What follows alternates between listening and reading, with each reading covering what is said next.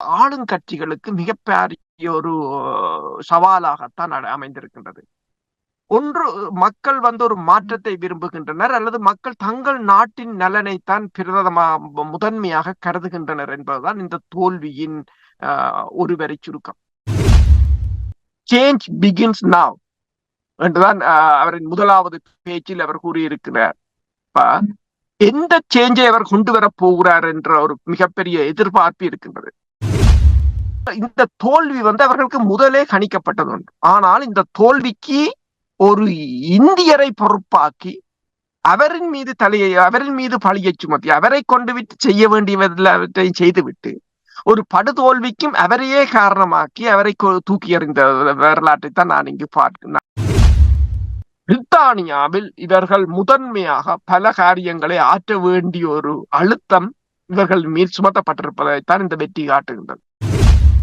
தமிழ் இனத்தின் உரிமைக்காகவும் அந்த மக்கள் அங்கு பாதிக்கப்பட்ட மக்களின் நீதிக்காகவும் தொடர்ந்து அங்கு எங்கள் குரலாக ஒலிக்க வேண்டும். சரியானவர்களை சரியான கதிரைகளில் அமர்த்துவதன் ஊடாக நாங்கள் எங்கள் மக்களின் உரிமை போராட்டத்துக்கு ஒரு கணிசமான பங்களிப்பை வழங்கலாம்.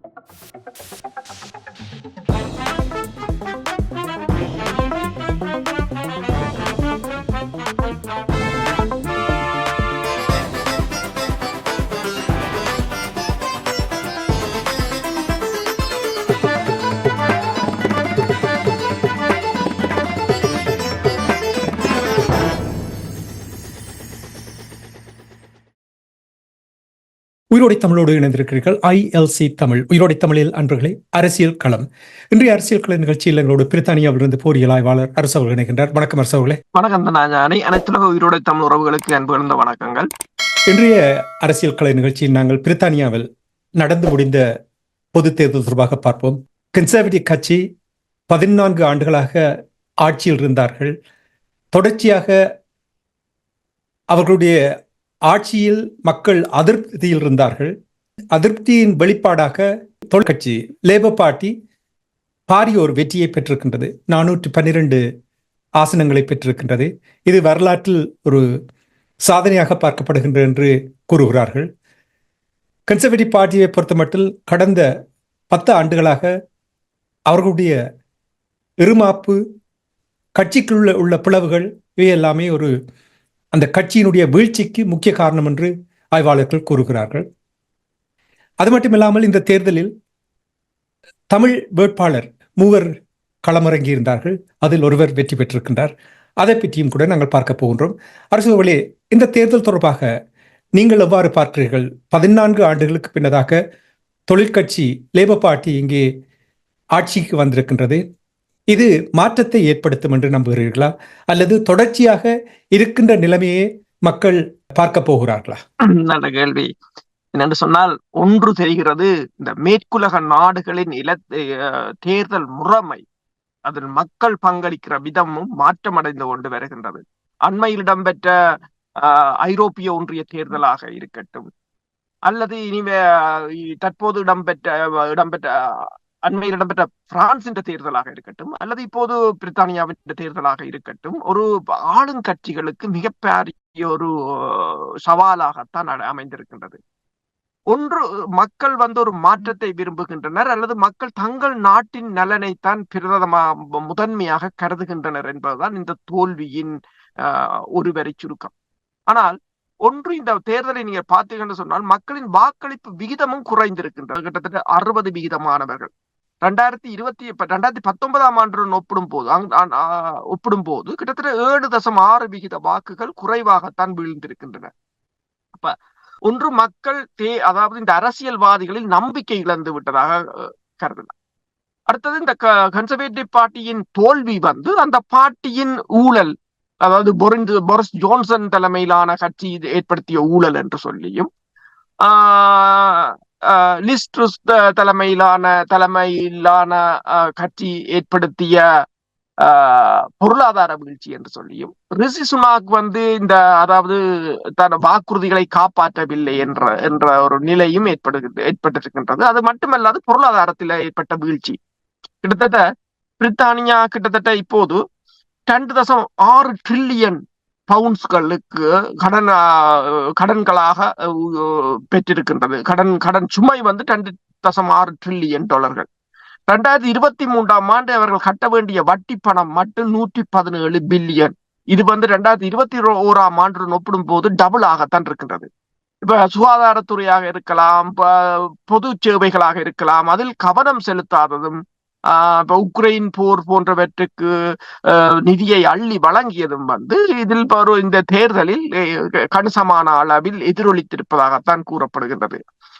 இப்ப ஸ்டாமரை பொறுத்தவரையில் அவர் வந்து இதில் வந்து வெற்றி பெற்றிருக்கிறார் என்றது கன்சர்வேட்டிவ் கட்சிக்கான ஒரு பனிஷ்மெண்டில் அவர் வெற்றி பெற்றிருக்கிறாரே தவிர அவரால் இதில் முழுமையாக வெற்றி பெற்றதாக கொள்ள முடியாது என்றுதான் கூறப்படுகின்றது. உதாரணமாக நீங்கள் பார்த்தீங்கன்னு சொன்னால் இந்த ரிஃபார்ம் என்ற ஒரு கட்சியை வந்து நைஜல் ஃபெராஜ் வந்து ஆரம்பித்திருந்தார். நைஜல் ஃபெராஜை பொறுத்தவரையில் உங்களுக்கு தெரியும், கிட்டத்தட்ட 7 தடவைகள் போட்டியிட்டு தோல்வியடைந்து 8வது முறையாக நாடாளுமன்றம் இப்போது சென்றிருக்கின்றார். அதாவது தொடர்ச்சியாக 7 தடவை. இப்ப நீங்கள் பார்த்தீங்கன்னா வாக்கு விகிதத்தை பார்த்தீங்கன்னு சொன்னால் தொழிற்கட்சி வந்து 9.7 மில்லியன் வாக்குகளை பெற்றிருக்கின்றது. கன்சர்வேட்டிவ் வந்து 6.8 மில்லியன் வாக்குகளை பெற்றிருக்கின்றது. லிப்டெம்ஸ் வந்து 3.5 மில்லியன் வாக்குகள், 71 சீட். ஆனால் ரிஃபார்ம் கட்சி 4.1 மில்லியன் வாக்குகளை பெற்று 4 சீட்டுகளை பெற்றிருக்கின்றது. இப்ப நீங்கள் இந்த ரிஃபார்ம் கட்சியை பொறுத்தவரையில் இது வந்து கன்சர்வேட்டிவ் கட்சியை உடைப்பதற்காக கொண்டு வரப்பட்டதாக, அதாவது அவர்கள் எவ்வாறு கூறுகிறார்கள் என்று சொன்னால் கன்சர்வேட்டிவ் கட்சியின் வாக்குகளை சாப்பிட்டு விட்டது என்றுதான் இந்த இங்கத்தைய ஊடகங்கள் கூறுகின்றன. உதாரணமாக நீங்கள் கன்சர்வேட்டிவ் கட்சி பெற்ற 6.8 மில்லியன் வாக்குகளையும் ரிஃபார்ம் கட்சி பெற்ற 4.1 மில்லியன் வாக்குகளையும் கூட்டினால் கிட்டத்தட்ட 11% வாக்குகள் லேபர் கட்சி பெற்ற வாக்கை விட கூடுதலான வாக்குகளை இவர்கள் பெற்றிருக்கலாம். அப்ப இது வந்து ஒரு உடைவாகத்தான் பார்க்கப்படுகின்றது. மற்றது கன்சர்வேட்டிவ் கட்சியின் லோவ பெர்ஃபார்மன்ஸ் என்று காட்டப்படுகின்றது. ஆனால் பிரச்சனை என்னவென்று சொன்னால், இப்ப ஒன்றை கூறுகிறார்கள், ஸ்டாமர் ஒன்றை கூறுகிறார், சேஞ்ச் பிகின்ஸ் நவ் என்றுதான் அவரின் முதலாவது பேச்சில் அவர் கூறியிருக்கிறார். எந்த சேஞ்சை அவர் கொண்டு வர போகிறார் என்ற ஒரு மிகப்பெரிய எதிர்பார்ப்பு இருக்கின்றது.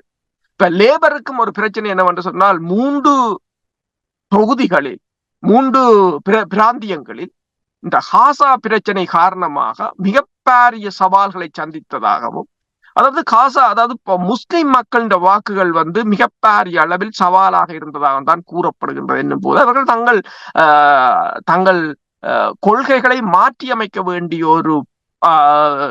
ஒரு அழுத்தத்தையும் இந்த தேர்தல் கொடுத்திருக்கின்றது.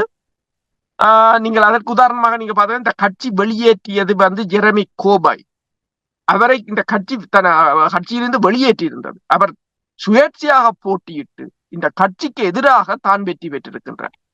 அது வந்து அதாவது அவர் பேசும்போது கூறியிருக்கின்றார், தான் வெற்றி பெற்றது ஏன் என்று சொன்னால் இந்த நாட்டுக்கும் என்ற தொகுதிக்கும் நான் நல்லது செய்வது. ஜெரமி கோபனை பொறுத்த மட்டில் ஒரு உண்மையான மனிதாபிமானம் கொண்ட ஒரு அரசியல்வாதியாகத்தான் பார்க்கப்படுகிறது. ஆனால் இந்த உலகத்தில் அவரை ஒரு காலமும் அவர்கள் தலைவராக தெரிவு செய்ய மாட்டார்கள். என்றால் இந்த உலகத்தில் இருக்கின்ற அரசியல்வாதிகள், இந்த உலகமே ஒரு போலியானவர். ஆனால் ஜெரமி கோபனை பொறுத்த மட்டில் அவருடைய கொள்கைகள், அவருடைய நடத்தைகள் யாவுமே மனிதாபிமான ரீதியில் தான் இருக்கின்றன. இப்ப நீங்கள் கூறினீர்கள், கீர் ஸ்டாமரை பொறுத்த மட்டும் நீங்கள் கூறினீர்கள் கன்சர்வேட்டிவ் பார்ட்டியினுடைய இயலாமை தான் இவரை வெற்றி பெற வைத்தது என்று கூறுகிறீர்கள். இதே நேரத்தில் இப்போ ஒன்று நாங்கள் புரிந்து கொள்ள வேண்டும், கன்சர்வேட்டிவ் பார்ட்டி கடந்த 14 ஆண்டுகள் ஆட்சியில் இருக்கும் பொழுது, குறிப்பாக கடந்த ஒரு 10 ஆண்டுகளுக்கு அல்லது ஒரு 7-8 ஆண்டுகளுக்கு ஒரு உசுப்பல் அரசியலைத்தான் அவர்கள் செய்து கொண்டு வந்தார்கள். இனி நீங்கள் கூறினீர்கள் ஊழல் பெருந்தொற்று வந்த பொழுது எவ்வளவு ஊழல்கள் செய்தார்கள். ஆனால் ரிஷி சுனாக்கை பொறுத்த மட்டும் அவர் ஒரு தெரிவு செய்யப்பட்ட பிரதமராக இருக்கவில்லை.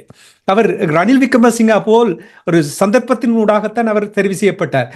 அவரை கொண்டு வந்து சில காரியங்களை இந்த வெள்ளை இனத்தில் அவர்கள் நடத்தி விட்டார்கள் தந்திரமாக. அவர்கள் நடத்தினால் அது வேறு விதமாக பார்க்கப்படும் என்பதை இவர்களூடாக செயல்படுத்தி விட்டார்கள். அப்ப இவர் ஒரு தங்களுடைய காரியங்களை நடத்துவதற்காக அவருக்கு அந்த சந்தர்ப்பத்தை கொடுத்திருக்கிறார்கள் என்பதை தான் கூறுகின்றார்கள். இதே நேரத்தில் இப்ப லேபர் பார்ட்டி கீர் ஸ்டாமர் அவர்கள் பிரதமராக பதவியேற்று விட்டார். இவருக்கு என்ன விதமான சவால்கள் முகம் கொடுக்க போகிறது என்றால், உலக ஒழுங்கு உலக ஓட்டங்களை பார்க்கும் பொழுது ஒரு ஸ்மூதான பயணமாக அமையப்போவதில்லை என்பது தெளிவாக தெரிகிறது. எவ்வாறு பார்க்கிறீர்கள்? உண்மைதான். என்னென்று சொன்னால், நீங்கள் கூறியது போல ரிஷி சுனாக்கை அவர்கள் கொண்டு வந்து, ஏனென்றால் அவர்களுக்கு ஒன்று தெரிந்து விட்டது. இந்த தேர்தலை பொறுத்தவரையில் உங்களுக்கு ஒன்று தெரியும். இது கிட்டத்தட்ட செப்டம்பர் நவம்பர் மாதம் நடைபெற வேண்டிய தேர்தலை முன்னுக்கு வைத்ததும் என்னென்று சொன்னால், மிகப்பெரிய ஒரு வீழ்ச்சியை தடுப்பதற்காக. அதாவது படுதோல்வியை, அதாவது எதிர்க்கட்சி நிலையிலிருந்து இறங்காமல் இருப்பதற்காகத்தான் வைக்கப்பட்டது. ஆனாலும் அதெல்லாம் கணிக்கப்பட்டது.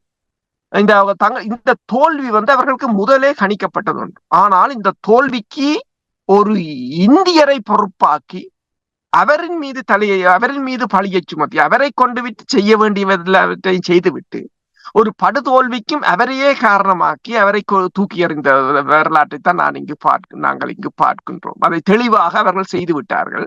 அதற்கு பலிக்கடா ஆகியது ரிஷி சுனாக் தான் பலிக்கடாவாகியது. இப்போது அடுத்ததாக நீங்கள் பார்த்தீர்கள் சொன்னால், இப்ப கியர் ஸ்டாமரை பொறுத்தவரையில் ஒன்றை கூறுகிறார்கள் என்றால், இவன் ரிஷி சுனாக்கை விட அவர் இந்த உள்ளூரில் பாப்புலராக இருந்தாலும் அவரை பொறுத்தவரையிலும் இந்த வெளிவார கொள்கைகளாக இருக்கலாம், இஸ்ரேல் பாலஸ்தீன போராக இருக்கலாம், இதில் பாரிய அளவு மாற்றங்கள் வரப்போவதில்லை. ஆனாலும் இந்த கன்சர்வேட்டிவ் கட்சியை ஆடிய அளவுக்கு இவரால் ஒன்றும் செய்ய முடியாது. அதற்கு இந்த தேர்தல் முடிவுகள் நல்லொரு உதாரணமாக அமைந்திருக்கின்றது. ஒன்று, நீங்கள் கூறியது போல ஜெரமி கோவையின் வெற்றி. இப்ப 2017 ஆண்டு கூட ஜெரமி கோவைன் அவர் அந்த 2017 ஆண்டு பெற்றதை விட ஸ்டாமர் ஒரு மார்ஜினல் வெற்றியைத்தான் பெற்றிருக்கிறார் என்றுதான் கூறியிருக்கிறார்கள். இப்போ உதாரணமா நீங்கள் பாருங்கள், 4.1 மில்லியன் வாக்குகளை பெற்ற ரிஃபார்ம் 4 சீட்டை வைத்திருக்கிறது. ஆனால் 3.5 மில்லியன் வாக்குகளை பெற்ற லிபரல் டெமோக்ராட்டிக் 71 சீட்டுகளை வைத்திருக்கின்றது. இது அந்த உண்மையில் வாக்கு ரிஃபார்ம் தான் அதிகமாக இருக்கு. ஒன்று தெளிவாக வந்தது என்னவென்றால், அந்த எதிர்ப்பை காட்ட வேண்டும் என்பதற்காகத்தான் நீங்க கோருகின்ற ரிஃபார்ம், அதாவது நாஜல் ஃபராஜ் அவர்களுடைய அந்த கட்சிக்கு வாக்களித்திருக்கிறார்கள் என்று தெரியும். இதெல்லாம் ஒரு தற்காலிகமாக பார்க்கப்படுகிறது என்று கூறுகிறார்கள். அப்படி பார்க்கலாமா? தற்காலிகமாக பார்க்கப்படுவது என்பதை விட இந்த இப்போது தேசியவாதம் பல நாடுகளில், ஐரோப்பிய ஒன்றியத்திலும் அதுதான் முதன்மைப்பட்டு கொண்டு வருகின்றது. இப்ப இங்கும் அதனைத்தான் கட்டி வளர்க்கிற அளவுக்கு வந்து கொண்டிருக்கின்றது. 2 பிரதான கட்சிகளிலும் மக்கள் நம்பிக்கை இழந்தவர்களாகத்தான் இருக்கிறார்கள். இப்ப உதாரணமா பாத்தீங்கன்னு சொன்னால், இந்த ரிஃபார்ம் கட்சி கிட்டத்தட்ட லேபர் கட்சியின் அரைவாசி வாக்குகளை பெற்றிருக்கின்றது. ஆனால் சீட்டுகளை தான் அவர்கள் பெற முடியவில்லையே. ஒரு கணக்குக்கு தான் எத்தனை ஆசனங்கள் என்பதுதானே அங்கே தேவை இல்லையா? தேவையோ அப்ப அதைத்தான் அவர் கூறுகிறார் என்றால், 2029 ஆண்டு மிகப்பெரிய ஒரு சவாலாக இருக்கும் இந்த கட்சி லேபர் கட்சிக்கு என்று சொல்லி. இப்ப இவர்களுக்கு பல அழுத்தங்கள் இருக்கின்றன. ஒன்று இந்த சவால். அடுத்ததாக இப்ப காசா பிரச்சனை தொடர்பாக முஸ்லிம் மக்களின் வாக்கு, பல இடங்களில் இவர்கள் முஸ்லிம் மக்களிடம் தோல்வியை கண்டிருக்கிறார்கள் அல்லது பெரிய பெரிய சவாலை சந்தித்திருக்கிறார்கள். சில இடங்களில் 500 வாக்குகளால் 100 வாக்குகளால் தான் முஸ்லிம் சுயேட்சை வேட்பாளர்களிடமிருந்து வெற்றி பெற்றிருக்கிறார்கள். அது மிக முக்கிய, அவர்களே அவ்வாறுதான் வெற்றி பெற்றிருக்கிறார்கள். இவன் பாதுகாப்பு செயலாளர் கூட தோல்வி அடைந்திருக்கின்றார். இந்த நிலைமை இவர்களுக்கு ஒரு சவாலான நிலைமையாகத்தான் இருக்க போகின்றது. பாதுகாப்பு செயலாளர் மட்டுமில்ல, தற்காலிகமாக 3 வாரத்துக்கு வந்த பிரதமரும் தோத்து விட்டார். லிஸ் ட்ரஸ்ட் என்பவரும் தோத்து விட்டார் இல்லையா? அவரும் தோத்திருக்கின்றார். அப்படி முக்கிய புள்ளிகள் இதில் தோல்வி அடைந்திருப்பதும் அந்த இவர்கள் இந்த திட்டங்கள் ஒன்றும் மக்களுக்கு அது போய் சேரவில்லை அல்லது மக்களுக்கு நன்மை பயக்கவில்லை என்பதுதான். இதை முற்று முழுதாக இவர்கள் புறக்கணிக்க முடியாது. இப்போது இருக்கிற லேபர் பார்ட்டியை பொறுத்தவரையில் இது ஒரு சந்தர்ப்பமாக கொடுத்திருக்கிறார்கள் 14 வருடங்களுக்கு பிற்பாடு.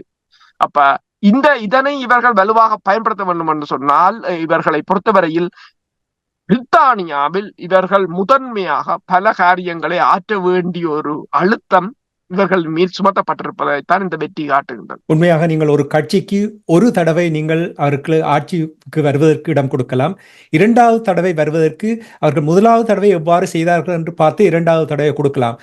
எவ்வளவு நல்லா செய்தா என்ன, கூடா செய்தா என்ன, மூன்றாவது தடவை கொடுத்தீர்கள் என்றால் தங்களுடைய வண்டவாளங்களை, தங்களுடைய உசுப்பல் அரசியலையும் தங்களுடைய ஆணவத்தையும் வெளிப்படுத்தும் அரசியலைத்தான் நாங்கள் உலக நாடுகளில் பார்த்து. அதே மாதிரி மார்கரெட் தட்சர் இருந்த காலத்தில் உங்களுக்கு நல்ல ஞாபகம் இருக்கும், டோனி பிளேயருடைய காலத்தில் எவ்வாறு இருந்தது என்று நாங்கள் இங்கே பார்க்கலாம்.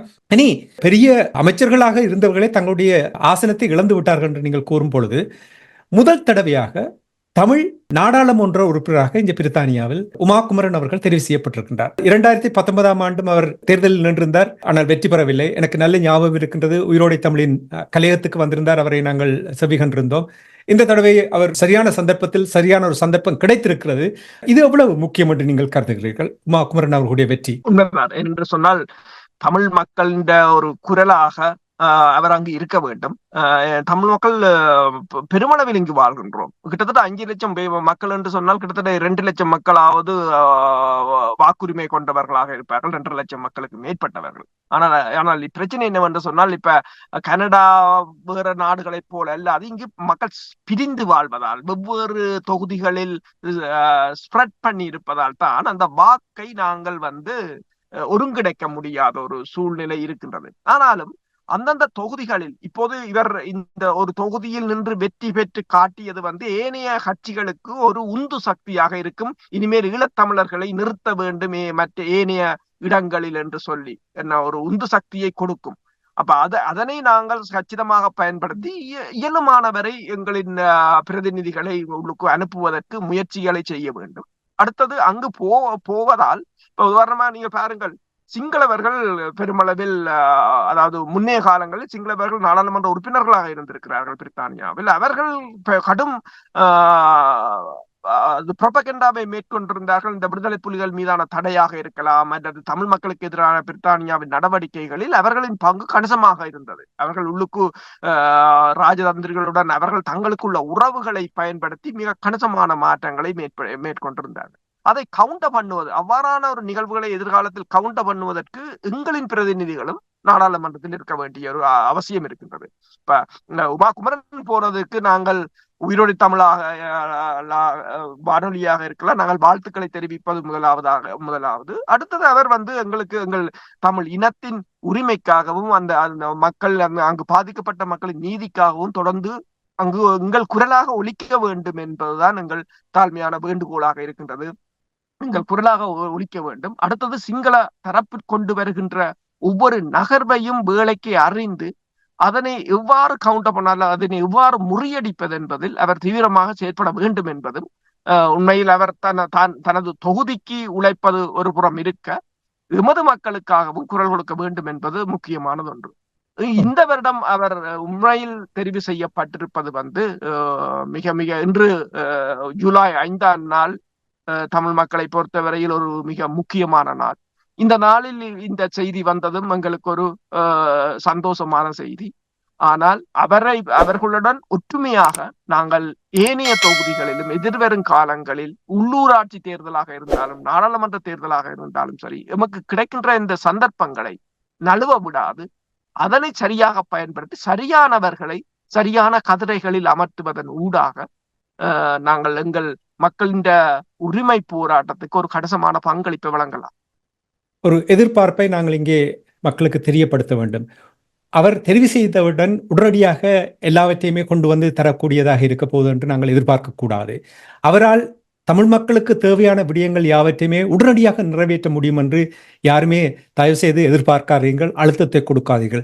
கட்டமாக மெதுவாகத்தான் இந்த விடயங்களை நகர்த்த வேண்டும், தந்திரமாக நகர்த்த வேண்டும். எங்களுடைய அமைப்புகள் இவர் மீது அழுத்தங்களை கொடுத்து, அல்லது அமைப்புகள் தங்களுக்கு இடையில் அவர் நாங்கள் சொல்வதை கேட்கின்றார், இவர் நாங்கள் அப்படியெல்லாம் போகாதீர்கள். இதிலிருந்து பெரிய உங்களுக்கென்று ஒரு கிரெடிட்டை தேடாதீர்கள். அவரை சுயமாக செயற்படுத்த விடுங்கள். துறைசார் நிபுணர்கள் இருக்கிறார்கள், அவர்கள் மெதுவாக சில விடயங்களை புகுத்தும் பொழுது பக்குவமாக நிதானமாக செயல்பட வேண்டிய நேரம். இல்லை என்றால் வெறுமனவே இருக்கின்றதையும் இல்லாமல் போகும் ஒரு நிலைமையைத்தான். நான் அதை கூறுவதற்கு காரணம் என்னவென்றால், அரசர்கள் ரிஷி சுனாக் அவர்கள் பற்றி நீங்கள் கூறினீர்கள், அவருடைய கட்சியை பற்றி கூறினீர்கள். அந்த கட்சியில் தன்னிச்சையாக செயல்பட்டது போரிஸ் ஜான்சனாக இருக்கட்டும், லிஸ் ட்ரஸ் இருக்கட்டும், அல்லது ரிஷி சுனாக் இருக்கட்டும், அவர்களுக்கு இடையில் ஒரு ஆணவம், ஒரு உசுப்பலேத்தும் அரசியலை, கேலி கூத்தாக மற்றவர்களை பார்க்கும் ஒரு அரசியலை செய்வது, இனி பொய் கூறுவது. உங்களுக்கு தெரியும், பெரும் தொற்று வந்த பொழுது எவ்வளவு பொய் கூறினார்கள். ஆனால் அந்த ஒற்றுமை இல்லாமல் அதுதான் ஒரு முக்கிய காரணம் எங்களை மக்கள் தண்டித்திருக்கிறார்கள் என்று இங்கே கன்சர்வேட்டிவ் கட்சியினுடைய மூத்த உறுப்பினர்கள் கூறுகிறார்கள். இது தமிழ் அரசியல்வாதிகளுக்கு ஒரு பாடத்தை கற்றுக் கொடுத்திருக்கின்றது என்று நீங்கள் கருதுகிறீர்களா? உண்மைதான். என்னென்று சொன்னால் தமிழ் அரசியல்வாதிகளுக்கு இது ஒரு நல்ல ஒரு பாடம். என்னென்று சொன்னால் மக்கள் தண்டிப்பார்கள் என்பதை இதன் மூலம் எடுத்து காட்டுகின்ற. இங்க இருக்கின்ற கார்டியன் பத்திரிகை கூட என்னென்று கூறுகின்ற அந்த கன்சர்வேட்டிவ் தோல்வியை பனிஷ்மெண்ட் என்று தான் கூறுகின்றது, அவர்கள் செய்த தவறுக்கான தண்டனை. ஆனால் இதனை தமிழ் மக்களும் உண்மையில் இதனை கையில் எடுக்க வேண்டும். இப்ப தற்போதைய உலக ஒழுங்குல நீங்கள் இந்த மேற்குலகத்தில் இடம்பெறுகின்ற தேர்தல்களை நீங்கள் பார்த்தீர்கள் என்று சொன்னால் அந்த மக்கள் இப்போது தண்டிக்க துணிந்து விட்டார்கள். ஒன்று ஜனநாயகத்தின் மீது நம்பிக்கை இழக்கிறார்கள் என்பதும் ஒரு புறம் இருக்கின்றது. அதனைத்தான் ஒரு ஊடகம் ஒன்று சொல்லி இருக்கின்றது, 1996 ரஷ்யாவில் இருந்த ஜனநாயகம் போன்ற ஒரு நிலைமைதான் தற்போது மேற்குலகத்துக்கு மெல்ல மெல்ல வந்து கொண்டிருக்கிறது என்று சொல்லி. இப்ப 60% மக்கள் தான் வாக்களித்திருக்கிறார்கள் என்னும் போது கூட மக்கள் அதனை புறக்கணிக்கிறார்கள், ஒன்று நம்பிக்கை இழந்து விட்டார்கள் என்று இருக்கின்றது. வாக்களிக்கிற மக்களும் இவர்களுக்கு ஒரு தண்டனை கொடுக்க வேண்டும் என்ற மனநிலையில் வாக்களிக்கிறார்கள் என்பது ஒன்று. ஆகவே இந்த தேர்தல் முறைமைகள் மாற்றம் அடைந்து கொண்டு வருகின்றது. இப்ப இந்தியாவில் இடம்பெற்ற தேர்தலிலும் ஒரு பனிஷ்மெண்டை நீங்கள் பார்த்திருக்கலாம். அப்ப இது மெல்ல மெல்ல எல்லா நாடுகளிலும் எதிரொலிக்க போகின்றது என்பது தமிழ் அரசியல்வாதிகளையும் இதன் மூலம் அந்த பாடத்தை கற்றுக்கொண்டு அதற்கு ஏற்ற மாதிரி தங்களை இனியாவது மாற்றி அமைத்து தமக்கு வழங்கப்பட்ட பணியையாவது கடமையை செய்தார்களாக இருந்தால் அது உண்மையில் போற்றத்தக்கபடி. நிச்சயமாக இந்த பிரித்தானியாவில் நடந்து முடிந்த 2024 தேர்தல், அந்த தேர்தலில் முதல் தமிழ் பெண்மணியாக தமிழராக நாடாளுமன்றத்துக்கு தெரிவு செய்யப்பட்டிருக்கின்றார் உமா குமரன் அவர்கள். அவர்களுக்கு நாங்கள் வாழ்த்திக் கொண்டு தன்னால என்ற முயற்சியை எடுக்க வேண்டும். ஆனால் எங்களுடைய அமைப்புகள் அவருக்கு அழுத்தத்தை கொடுக்காமல் புத்திஜீவிகள், அமைப்புகளை விட புத்திஜீவிகள், துறைசார் நிபுணர்கள் அவர்கள் ஆலோசனைகள் வழங்குவார்களாக இருந்தால் இப்படியே அடுத்தடுத்த சந்ததி, எங்களுடைய சந்ததிகள் இங்கே நாடாளுமன்றம் செல்வார்கள் என்றால், இப்ப பாருங்கள், பிரித்தானியாவுடைய சுகாதார சேவையில் எவ்வளவு தமிழர்கள் இருக்கின்றார்கள். அதே போல் அரசியல் துறையிலும் படித்துக் கொண்டிருக்கின்றார்கள், நிறைய பேர் இருக்கிறார்கள் எங்களுடைய தமிழ் உறவுகள். அவர்கள் எல்லோரும் படிப்படியாக வருவதற்கு இது ஒரு தளமாக அமைக்கப்படுகின்றது.